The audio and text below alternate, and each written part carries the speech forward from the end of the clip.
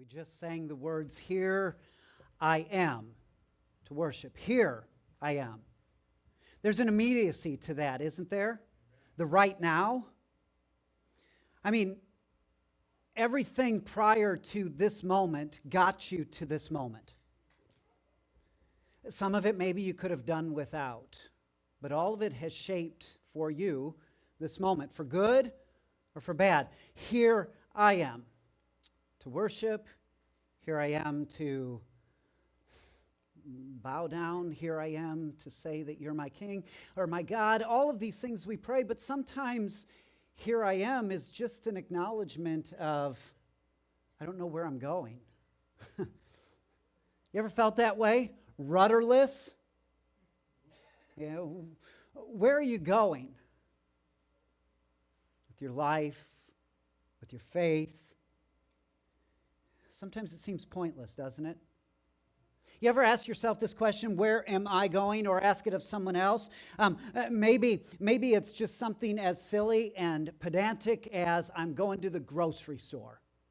I don't know what I should do next, but I'm going to eat.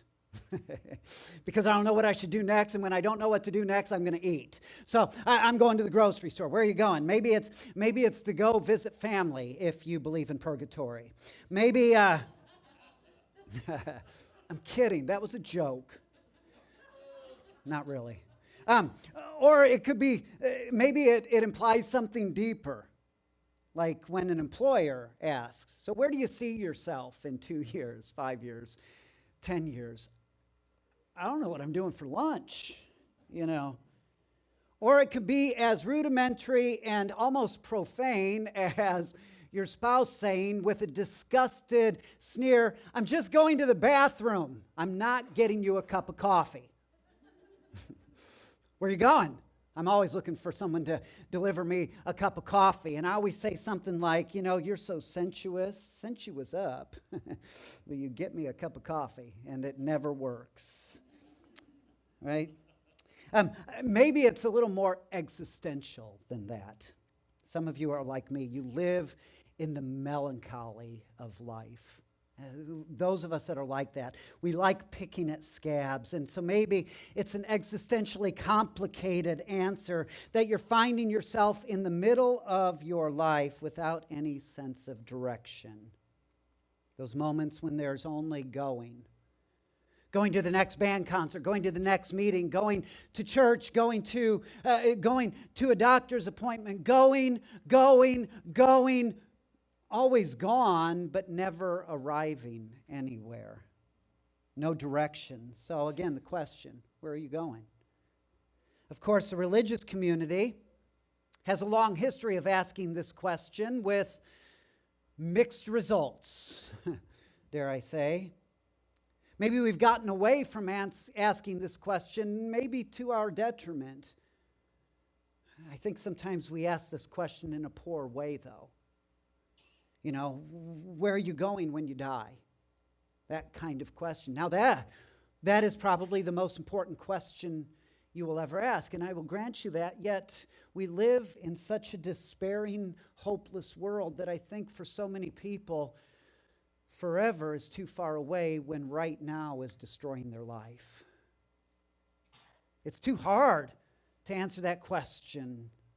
Now, it's an important question, and the older I get, the more important that question is.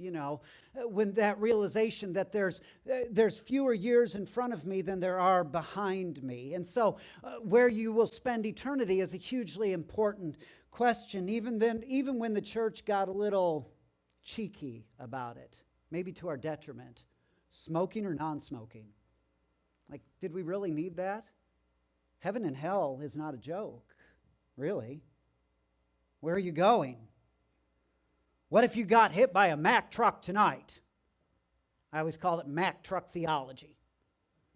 I was never quite sure, so I just avoided Mack trucks, a thing that I do to this day. So here we are with a question, but for many, a lack of direction in the right now of their lives. Right now, they are rudderless, empty, hollow, despairing. Their future forever fate is way too distant, and the present moment is swallowing them in hopelessness. Do you know this season of joy, for many more than you realize, is a season of profound despair? I mentioned it earlier. Stephen lost his good friend this week, 29 years old. Lynn lost her cousin this week, 29 years old. We know someone associated with our larger community that lost a fifth grader overnight. Just nothing catastrophic, just died. Several weeks ago, a friend of this congregation lost their adult son as his new wife and baby were mourning in a motorcycle accident, right? This season is hard for a lot of people. You see, sometimes it feels like where we're going is, our destination is just into the darkness. But we've got to be happy about it. And it's hard, isn't it? So here is the question that will shape us for these next 4 weeks is destinations. And this week we do begin with the end. You heard the passage, Mark chapter 13. There is an ending in this, but the ending is part of the journey, because the ending is what leads us into the darkness. Did you hear it? After tribulation, after the stars are falling, after the sun is darkened, then the Son of Man will appear. You see, it seems like we've got to walk into the darkness in order to see the light. So here we are into this darkness, this desolation, this hopelessness. Yet this is also what the season is about, is in this moment, a small light flickers to life. One small light. Oh, it seems so insignificant, but it promises so much. It seems so small. It seems so fragile. It seems that it seems impossible that it can ever become more than a single small flame. But when it ignites, something stirs in the darkened world, and we feel it even when we don't understand it. An innkeeper whose beds are full of guests, he squeezes on that night a small family into the stable where donkeys and sheep bed down for the night. How can a shivering child birthed in the middle of manure to peasant parents offer us any hope at all? Yet somehow we sense it. Or a star wandering across the night sky in that far eastern land. The very land that Israel was captive in generations earlier. A star, a single light wandering across the sky. How is it possible that the light appearing to Eastern mystics, not just astronomers, but astrologers, people who believed that their fate was bound to the movement of the planets and the suns, how is it possible that these faraway strangers who were so different from us, but could see this light for something more than just another light in the night sky? Somehow they could recognize it, and they would leave their land and their families for a many-year journey across thousands of miles in search of a child. How this simple light produces such dramatic action. And of course, there are the shepherds. I like the shepherds. The shepherds are my favorite characters in the story. The shepherds are my people. They are simple, clear-headed. Well, maybe not completely my people. They are simple. They are clear-headed. They are farm-bred. They are dirty fingernailed. They are unshowered, smelling of campfire and the pungent muskiness of sleeping outdoors night after night. They are the kind that are ignored by the civilized folks, but they are necessary to all of the community. There they are in the open field, just another night at work. Oh, pay attention to the times that God speaks. Mostly it happens to people when they are at work, not at church.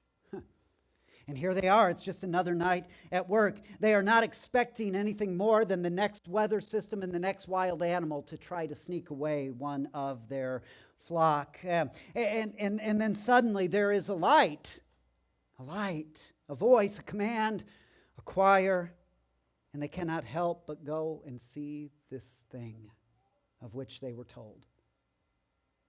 There it is. This light, simple as it seems, is actually an invitation to come and see. I love what Bono of U2 says. He says, the darkness gathers round the light. And that's true. Come and see. This is the invitation. The shepherd said it, let us go and see this thing. They said to each other, the thing that we have heard. Or we hear the voice of Jesus himself offering an invitation to the first disciples in the beginning of John when those disciples asked him a question, Lord, where do you abide? It's not just where are you staying, where's your home, but what is the center? Who's the center of you? What is the core of your being? And Jesus gave this quick but gentle reply. Come and see. Come and see. This is the invitation. Come and see. Or maybe in that ultra-personal invitation of Jesus after the resurrection, when his friends saw him alive and they could not believe their eyes because the dead don't rise. They didn't know what they were seeing, but we hear the same invitation. Oh, it's parsed a little different, and now it's more intimate. It's not just come and see. Now it's come and touch. Put your hands in my wounds. Put your hand in my side. Come and touch. Feel the hole. Feel those places where humanity's perversion punctured my flesh. So here it is. Here it seems is our destination, or at least the invitation to it is come and see. The invitation is given again and again. And so we sing, oh, come, let us adore him. Let's sing that together. Oh, come, let us adore him.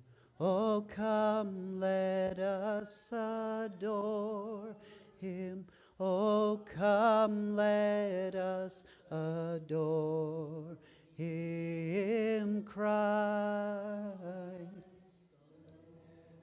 But if we only hear the invitation from angels, or only hear it from Jesus, but in Scripture itself, if we only hear it there, this invitation to come and see, we will miss the real impact of our ultimate destination. Where are you going? You know, that place where our own aching incompleteness, our brokenness, our longing, and all our desire is finally made complete, finally made whole. What the biblical authors call shalom. Shalom. Oh, it doesn't just mean peace, like I can sleep good at night. It means I am made whole. It means my brokenness is healed. It means my wounds have been restored. I am in the shalom, the peace of God. You see, inherent in this invitation to come and see is the breathtaking reality that we do not need to go in search of God. He came to us. We don't have to fly off into a vast universe, into the clouds or beyond, looking for a Jesus who ascended and flew away. We don't have to climb the mountains. We don't have to go on a spiritual trek up the Himalayas or any backwoods. We don't need to go in search of God because God has gone in search of us. He has found us. And really, this invitation to come and see is not to go and find, but it's to come to God. This is the invitation. It's to find our destination, and that it is given only after. The invitation to come and see is given only after God, who breathed out creation, became a part of the creation he made. The incarnation, we say. We do not search him out. He has already found us. He is God with us. God with us. God with us? Isn't that kind of startling? What an astounding reality this is, that it should maybe rob us of breath a little bit, maybe cause us to tremble, that the God of creation would care to make his destination the very creation that he ordained. God comes to us that we might come to God. Come and see. The modern martyr, Dietrich Bonhoeffer, who spent his final days unjustly imprisoned in a Nazi prison cell that would only open for him finally on the day of his execution, when he was let out and hung. Days and weeks after that, his parents found out about his death by listening to the radio. He was in his 30s, but he makes this comment. He says, the door of freedom must be opened from the outside. Where are you going? Oh, somehow we know that our destination is outside of this cell, but it leaves us frustrated, doesn't it? Because we can't open the door from the inside. We cannot liberate ourselves from the darkness and the despair. We've tried. As they say in AA, our best thinking has gotten us here, hasn't it? We who have become hopeless in the seemingly hapless world cannot just decide to be freed and so to be free. No, the door must be opened from the other side of our cell. We know our destination lies outside that door, but we cannot open it. So what did God do? He came to us. He came to us. This is the breathless wonder of watching the impossible become a reality. That the cell was opened and the light began to peek through when the baby whose life caused and contained all of creation was embedded in the uterine lining of his mother's womb. God in utero. And as that baby grew in his mother's womb, he was first greeted by his cousin, also in utero. John the baptizer leapt in his mother's womb as Mary, probably not even showing a baby bump, as they say. Mary shows up. John recognized divinity in that baby in her womb. This is breathtaking to me. And finally, as that womb, Mary's womb, was opened, the God of creation blinked at the smoky light of a stable lantern. That prison door was finally unlocked so that all of life could find their identity in this single, fragile creature. You see, weakness finds its place in God. Weakness finds its place in God. In a fragile zygote, in a developing embryo, in a crying newborn, in a quizzical toddler, in a precocious teen, and even in an adult carpenter, the son of a carpenter. See, this is humanity's weakness fully embraced by an infinite and all-powerful God. And when the weakness in which we live was fully embraced by this God, even our weakness became a vehicle of God's glory and a destination for which we long. So, humanity became God's destination so that our destination might become God. Where are you going? What is your destination?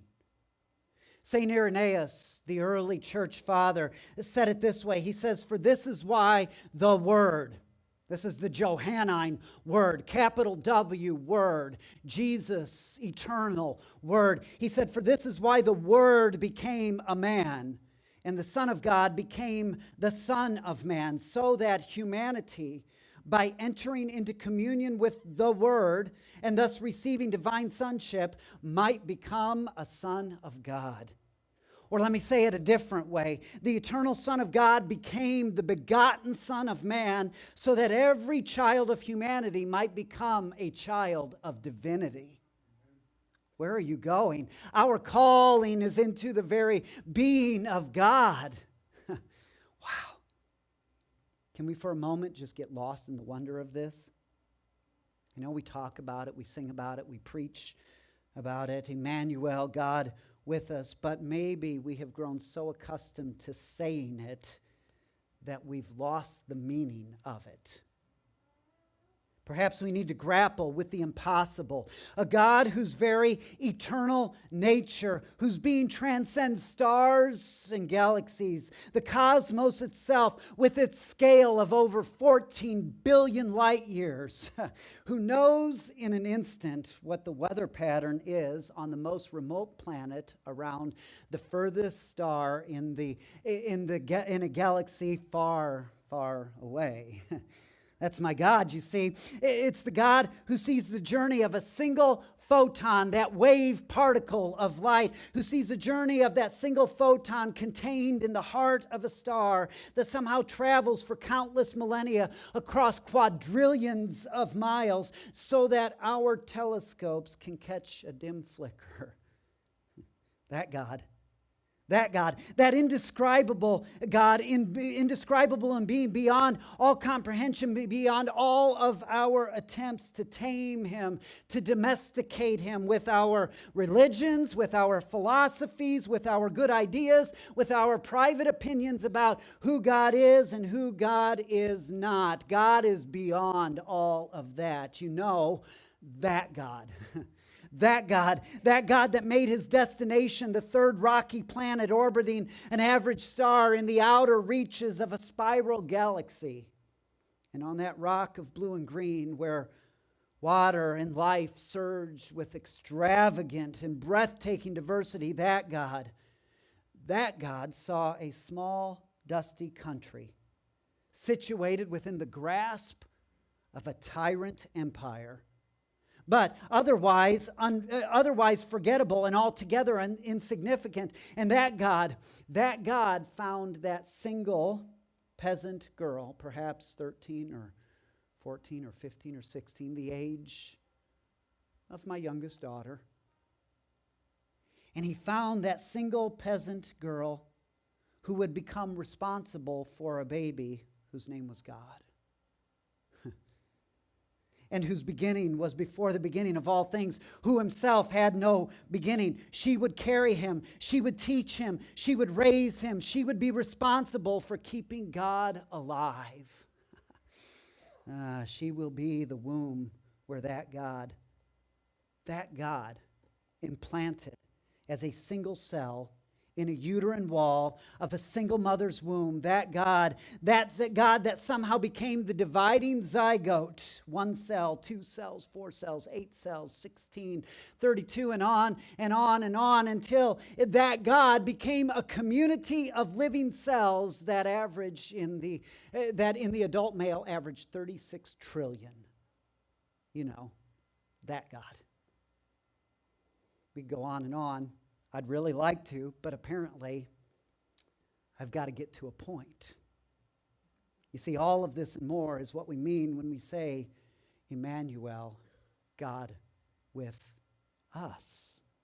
All of it. He's with us in all of it. When we speak of destinations and we wonder at where all of this is heading and where we are going, it is no small thing to say that our destination is God.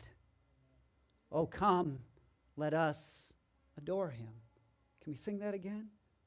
Oh, come, let us adore him.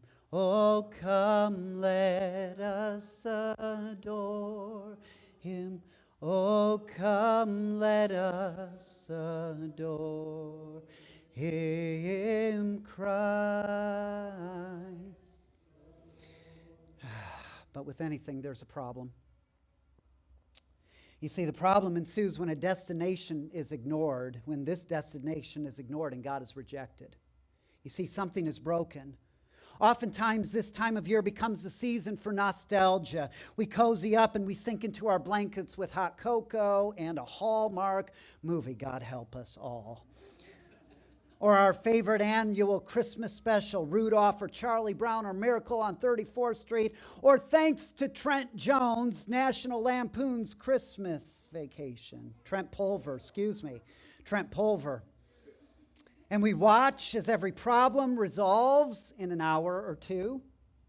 We watch as every story seems to find its happy ending, every story but our own. and we begin to wonder, what's wrong with me? What's wrong with my life? There's a problem in the midst of this. It's like that prize Christmas ornament that you've hung on the tree every year since you were born. That one year you open up the box and it lays shattered at the bottom of it. Our life is nothing but remains. Something is broken. There are things in our lives that are just not right. It feels like the sky is falling. It feels like darkness is defining our lives, like everything is shaking and rattling, and all of the things that have defined who we are falling off the shelves of our life, and they're breaking around us, and they can't be fixed. Something is broken. This brings us to our passage. Skies going dark, the sun losing its shine, the stars falling, tribulation. Oh, hey, there it is. There's that passage we read earlier. Do you hear the despair in it? And I know when we come to passages like this, we usually want to spend time clarifying, what is tribulation? What does that mean?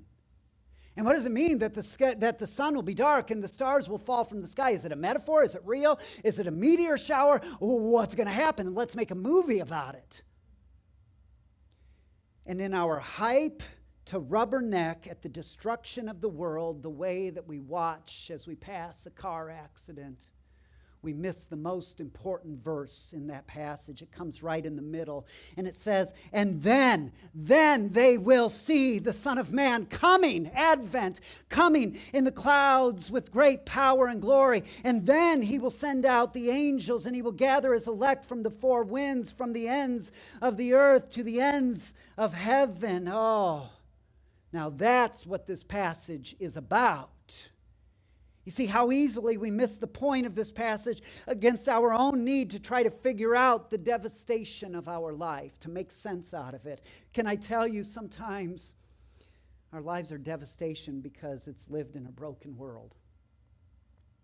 Sometimes there's no sense to be made of it.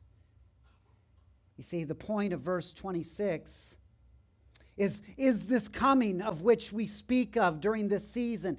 There is a coming that promises to set all things right. This is our destination. This is what we're hanging on to. We do not examine the manger as a way of going back to the stable. We examine the manger as a way of understanding the throne upon which he is now seated. You see, this is our destination. This is what we mean when we ask the question, where are you going? There is a day when all brokenness will be healed. There is a day when all sorrow will become rejoicing, when all injustices will be made right, when all inequities will be made whole. There is a day when all of creation will be healed, when every relationship will be restored. There is a day. At the coming of Christ, at the advent of Christ, there is a coming day when the realm of God's heaven will burst into the realm of humanity's brokenness. There is a coming day when God's heaven and our earth will become a single place, like Einstein's space-time, creating a single space. In God's economy, it is heaven-earth. It is one space, one place. This is why Jesus says to us in Revelation 21, behold, the dwelling place of God is now with humanity. He will dwell with them, God with us. This is God's eternal name, Emmanuel, God with us. He wasn't just God with us when he was a baby. This is his eternal name. He will dwell with us. I will dwell with them. They will be my people, and I will be their God.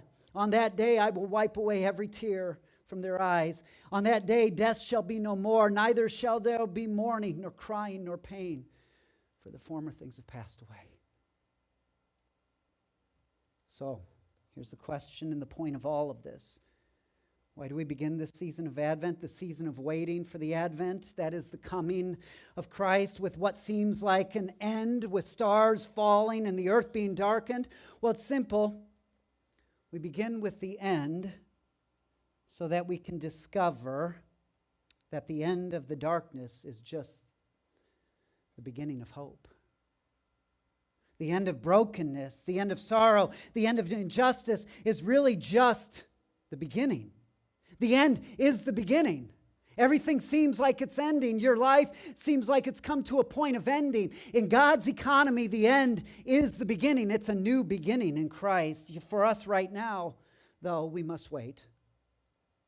But in the waiting, there is a kind of new beginning that can happen in our lives. This is why we sing songs of the coming that has already occurred. It's why we hang our hand-painted signs that remind us that Jesus is the reason for the season.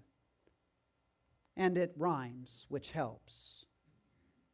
And while all of that is true, if we declare that this Jesus, this God in flesh human, this Emmanuel, this God with us, if we declare this, if we actually believe it, that he has actually come into the depravity of a stable and the poverty of a single mother and the brokenness of a subjugated nation and the forgetfulness of just one more human birth out of billions, if we believe this, and we do, then it becomes a pointer that looks beyond itself, beyond the manger, toward a day when a child laid in a manger will appear again as a king upon a throne. So he comes. He comes into our brokenness so that we might begin with the end in mind. This is how we know where we're going. You got to know your destination. Otherwise than that, you can always go and never get where you're going. So we begin with the end in mind. He comes into our brokenness so that we might recognize that the God that has promised to set all things right, the God that has promised to wipe every tear, begins by enduring our brokenness, by crying our tears, by wearing our sorrow, by feeling our pain, by enduring our sin. And in all of it, he offers his love, his forgiveness, and the invitation to come and see. Come and see, come and see, come and see. The beginning of joy to the world is what we sing. This is the beginning of it, that one day we might sing of the complete end of sorrow. You see, contained in that song, Joy to the World, is the hope to which we are invited. And though, to the chagrin of those around me, I insist on waiting to sing that song, my favorite of Christmas and Advent songs. So I insist on waiting to sing that song until we can sing it together on that Sunday morning nearest Christmas. I still cannot help but remember those words that shape our own destination. Here's what it says: "No more will sin and sorrow grow, or thorns infest the ground. He'll come and make the blessings flow, far as the curse is found." Far as the curse is found. Maybe you feel the curse today, and you don't know where you're going. Here's the good news. There's an invitation offered. It's come and see, come and see, come and see. And we begin with the end in mind. Maybe today, the end of your darkness needs a small light to flare in it. There's hope in this. Maybe this end is a new beginning. So, I began with a question. Let me end with a question. Where are you going? What's your destination? You are invited to begin that journey into the heart of a God who has made his destination you. You are his destination so that he might become yours.